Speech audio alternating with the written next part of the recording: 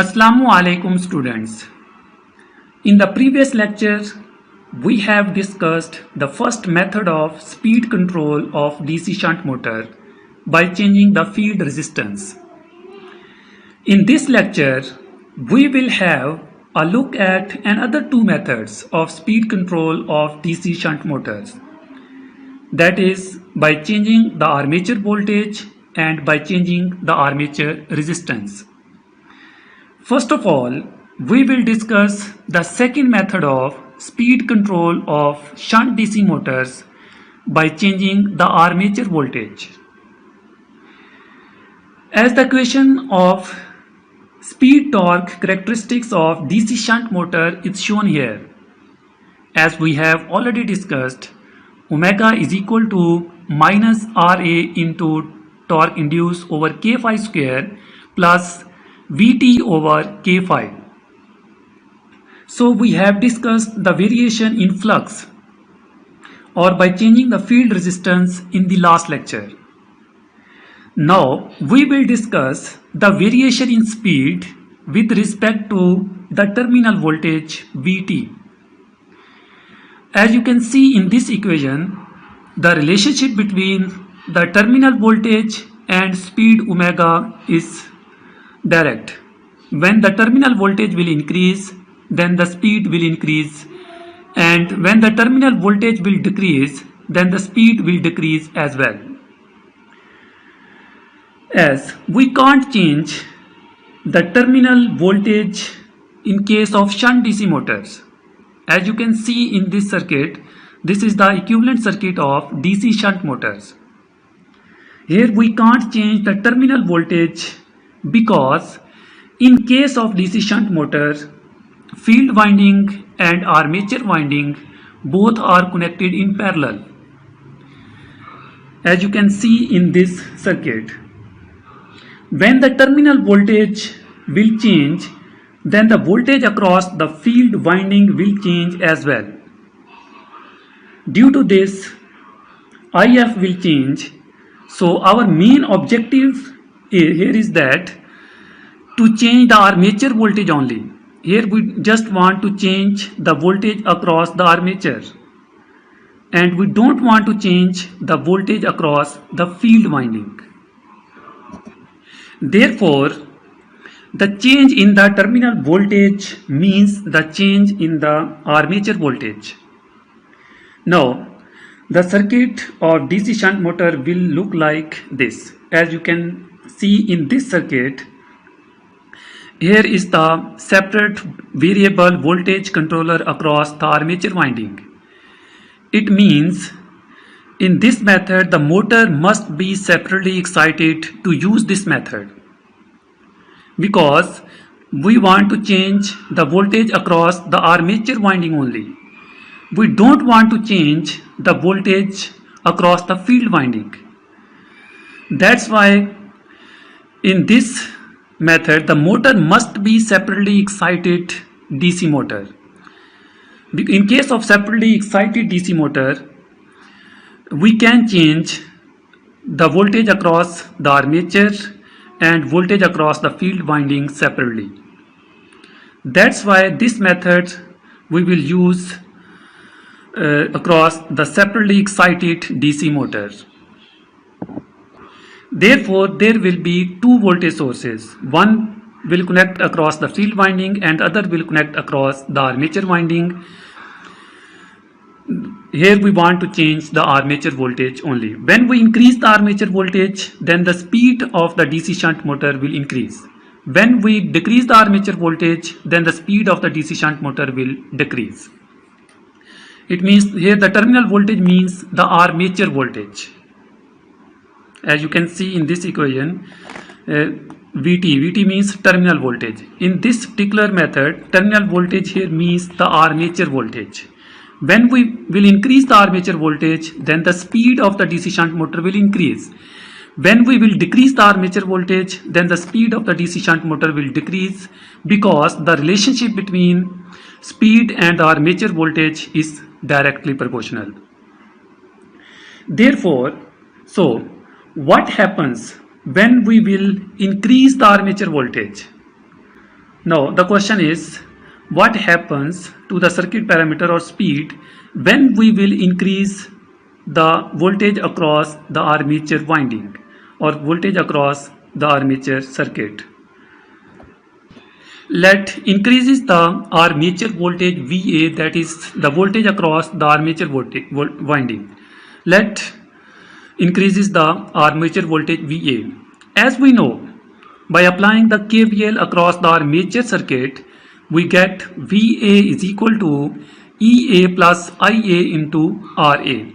VA means the voltage across the armature winding. By applying the KVL, VA will be equal to IA RA plus EA, and the value of IA will be equal to VA minus EA over RA. As when the armature voltage will increase, as you can see in this equation, the relationship between armature voltage and armature current is directly proportional. When the armature voltage will increase, then the armature current will increase as well, because the relationship between armature voltage and armature current is directly proportional. Therefore, as we know, induced torque is equal to K phi into Ia. When the armature current will increase, as you can see in this equation, the relationship between armature current and induced torque is directly proportional.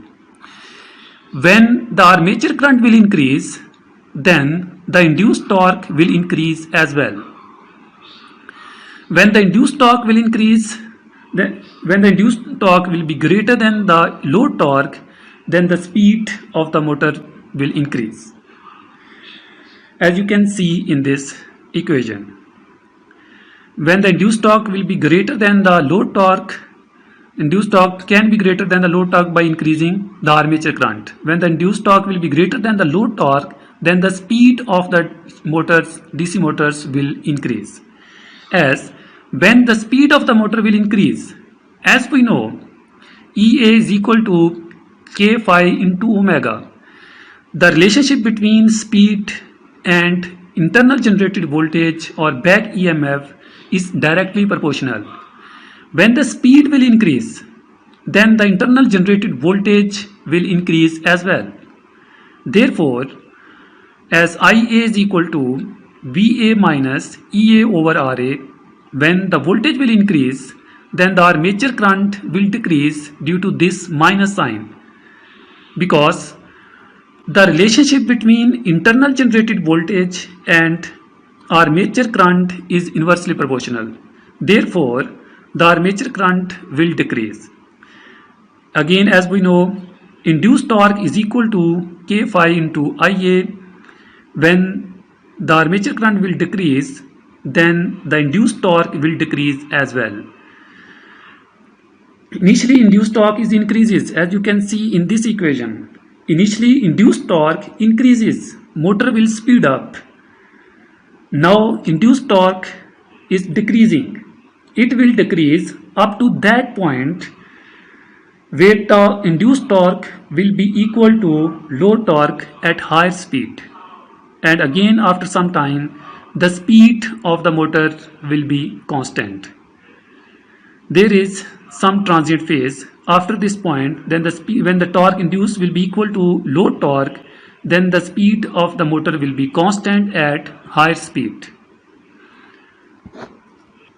Now, let us see what does change occurs in graph by changing the armature voltage. As you can see in this graph, this is the induced torque and this is the speed omega. This is the curve according to this equation. As we have already draw this graph a lot of time, the relationship between induced torque and speed omega is inversely proportional due to this minus sign. The graph between tau induced and omega is like this. At the start, the graph is like this. This is the initial speed or no load speed of the motor. In case of no load, when the tau induced will be equal to 0, then the omega will be equal to Vt over k phi. This is called the no load speed of the DC motors. Initially, this is the no load speed of the DC motors. Here, the slope will be same as you can see in this graph, because the slope is changed by changing this factor.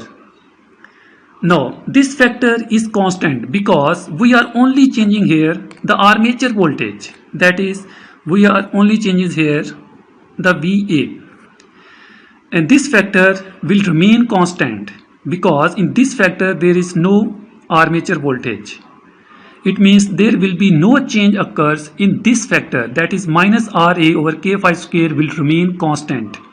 It means the slope of the graph will remain constant, will remain same. This is the initial slope and this is the final slope of the graph. The slope will remain same because this factor is independent of the armature voltage. Here the only parameter is changed is basically VA over k phi, because in this method we are increasing the armature voltage. When the armature voltage will increase, then the magnitude of this factor will increase. When the magnitude of this factor will increase, then the speed of the DC motor will increase, because the relationship between omega and this factor is directly proportional. This factor is basically tell us the initial speed or no load speed. It means the no load speed of the DC motor will increase by increasing the armature voltage, and there will be no change occurs in the slope because this factor will remain constant, because this factor is independent of the armature voltage. It means no load speed will increase from that point to this point and slope will exactly the same. The reason of the slope will remain same because this factor will remain same, because this factor is independent from the armature voltage. It means the slope of the curve will be same. This is the initial graph curve and this is the final curve, and this is the initial no load speed and this is the final no load speed when the armature voltage will increase.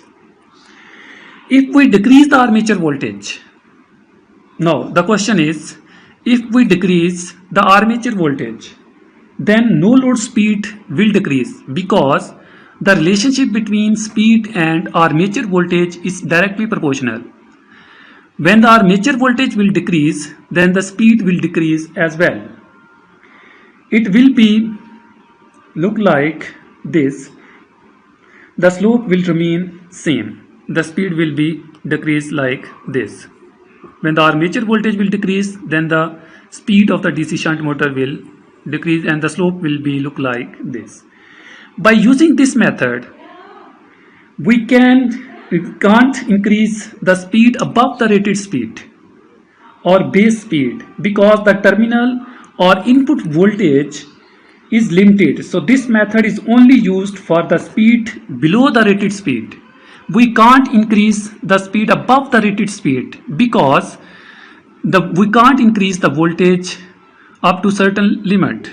There is a limit of the voltage. If we increase the voltage from a certain limit, then the insulation of the wiring of the wire can damage.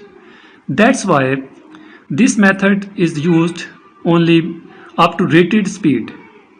After the rated speed, we can't increase the voltage. We can decrease the voltage. It means by using this method, we can decrease the speed from the rated speed. We can't increase the speed above the rated speed. If we want to increase the speed above the rated speed, then we will use the method number 1 by changing the field resistance. This method is used to decrease the speed from the rated speed, and the method number 1 is used to increase the speed from the rated speed. Now we will discuss the third method of speed control. The third method of speed control of shunt DC motor is by changing the armature resistance. As we know, the relationship between armature resistance and the speed, as you can see in this equation. It means when the resistance of the armature will increase, then the magnitude of this factor will increase as well. And this factor is independent from the armature resistance. It means there will be no change occurs in the initial or no load speed by increasing the armature resistance. Basically what do here is that, for example, this is our field winding and this is our armature winding. There will be variable armature resistance with RA in series because we want to control the speed of the DC shunt motor by changing the armature resistance. That's why we will use a variable resistor with series in armature resistance. This is the variable armature resistor. By increasing the value of this resistor, this adjustable resistor, we can control the speed of the DC shunt motor, because as we know, omega is equal to minus RA into tau induced over K phi square plus Vt over K phi. Now let us see what happens to the graph when RA will increase. Now let us see what will happen to the graph when the value of the armature resistance will increase. Now as you can see in this graph, this is the induced torque and this is the speed omega. A lot of time this graph we have already discussed. This factor means when the resistance of the armature will increase, it means this factor of this DC shunt motor equation will increase. It means the magnitude of this factor, that is minus RA over K phi square, will increase. When the magnitude of this factor will increase, it means the speed of the DC shunt motor will decrease more fastly, because this factor is basically tell us how fast or how slow the speed of the DC shunt motor will decrease. If the value of this factor is less, then the speed of the DC shunt motor will decrease more slowly. If the magnitude of this factor will be more, then the speed of the DC shunt motor will decrease more fastly. As you can see in this equation, when the value of RA will increase, then the magnitude of this factor will increase. When the magnitude of this factor will increase, it means the speed of the DC shunt motor will decrease more fastly. This is the initial curve. When the value of RA will increase, then the speed of the DC shunt motor will decrease more fastly because the magnitude of this factor will increase. When further increase the value of RA, then the speed of the DC shunt motor will decrease more fastly. When we will further increase, then the speed of the DC shunt motor will decrease more fastly, as you can see in this graph. And as you can see in this graph, the initial point is same. The reason is that because this factor is independent from the armature resistance. When the armature resistance will change, then there will be no change occurs in the Vt over K phi. This is the no load speed. It means there will be no change occur in the no load speed. That's why this factor will remain same. It means by increasing the armature resistance, the current across the armature will increase as well. When RA will change, then the current across the armature will change as well. Due to this, the power losses occur as well. For example, this is our full load torque. This was the initial speed of the DC shunt motor called omega 1 when the armature resistance is RA1. You can clearly see by increasing the value of armature resistance, the speed is decreasing. Now, as you can see at second point, when the armature resistance is increased from RA1 to RA2, the speed is decreased from omega 1 to omega 2. When we further increase the armature resistance, then the speed of the DC shunt motor is decreasing further. As when we load the motor, the speed will decrease further. The problem here is that the slope is becoming more and more steep. We are losing the control of the motor. At some point the speed of the motor can be zero. The disadvantage of this method is that when we add the resistor in series with armature, then the IA will change as well. Due to this, copper losses will increase further. When the copper losses will increase further, so that's why this is not useful method. This is the wasteful method due to high power drop in the armature winding. The next disadvantage is that there is a poor speed regulation. Speed is continuously decreasing. So that's why this method is not usually used. We only use the first two methods, that is by changing the field resistance and by changing the armature voltage. We use these two methods. We will not use the third method of the speed control of DC shunt motor by changing the armature resistance. The reason is that by using this method, the speed is continuously decreasing, and due to this, the losses across the armature winding is increasing. That's why this method is practically not used. And the second disadvantage of this method is that the speed regulation is very poor. So that's why this method is not used in real DC machines. That's it for this lectures.